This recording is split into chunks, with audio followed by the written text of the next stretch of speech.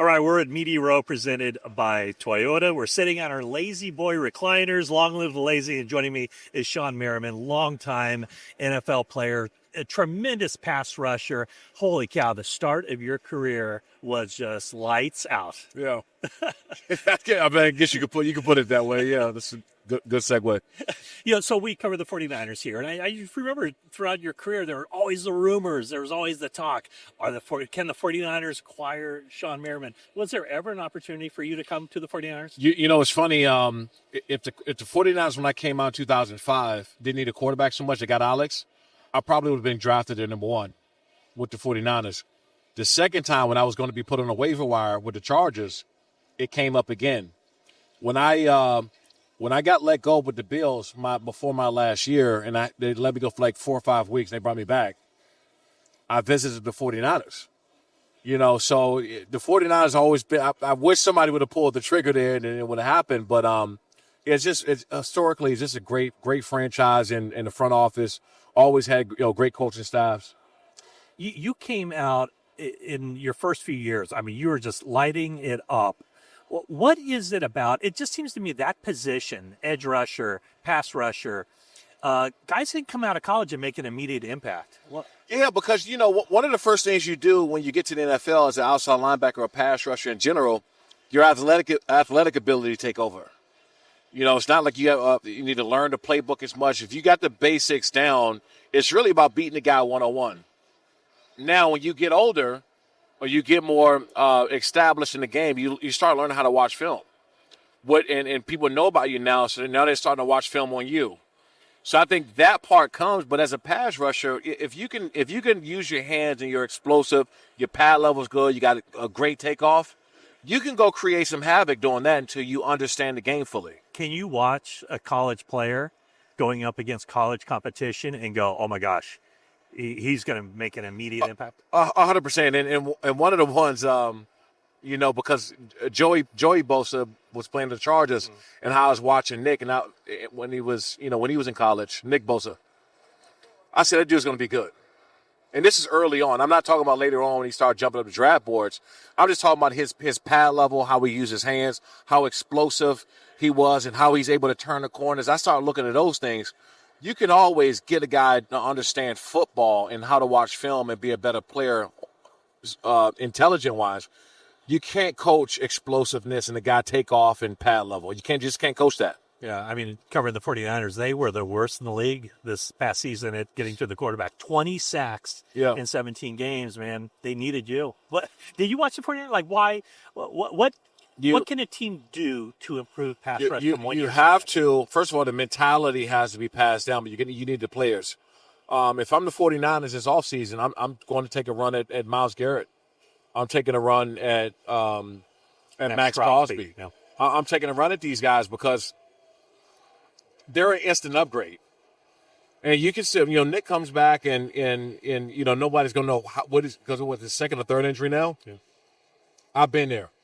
And, after enough injuries, you're not the same player. I'm not saying this is going to be the case with him, but there should be some level of concern from the 49ers front office on how he's going to come back.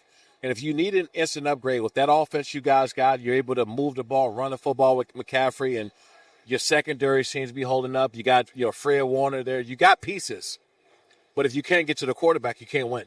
Well, your injury happened fourth year? I had end of my third year, I tore my knee. I had a fully knee reconstruction. And I came back, and a year later overcompensated, and I tore my Achilles. My knee was fine. It was the Achilles, the one I never recovered from. And could you feel like you weren't the same guy? 100%. I mean, not just feeling, but watching film. Yeah, that. When I watch film, because in our minds as athletes, we're telling ourselves we're still where we are mentally, but our body is just not going to react the way we want it to react. And after my fifth year, I lost a lot of explosion. I played, 3 more years after, but I could never get off the ball like I used to. And then that's something you could see on film. That had to be really. It was hurt. It was mentally. Forget physically not being able to do it anymore. Mentally knowing that you can't go out there and do the things that you once did at a high level, it starts to take a mental toll on you. And a lot of guys deal with that that's had injuries. I mean, remember Jason Verrett, right? Yeah. Who was there? Who's had a lot. He was a tremendous defensive back. He was great. I mean, I think he could have been great. Injuries just caught up to him, and that's just a part of it. You're going through the whole process now with your son. Yeah. Tell me a little bit about your son, because he's not a pass rusher. He's Yeah. the guy trying to avoid those pass rushers. Yeah. I think God wanted to get back at me by having a quarterback as his son. My son, Justin Merriman, plays football currently at DePaul Catholic in North Jersey. He's rated one of the top quarterbacks class 2029. They got several D1 offers already. 2029, so that means he's what year? He's just finished up his freshman. Freshman year. Yeah. And he's already getting a lot of work. Yeah, but he's got offered by my alma mater, University of Maryland, Syracuse, and Connecticut. I think offered him.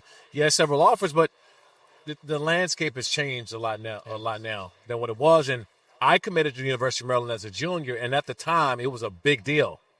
These kids now getting offers freshman year. It's just a different time period. He could make more money in 4 years of college than you made in your NFL career, couldn't he? We could make more money. A joint bank account. Because I gotta get mine back. No, it's just I'm proud of him because there's a lot of stuff these young kids got to deal with nowadays because of social media and the pressure of that kid over getting NIL deals. He's getting offers. He's a 5-star. He's a 3-star.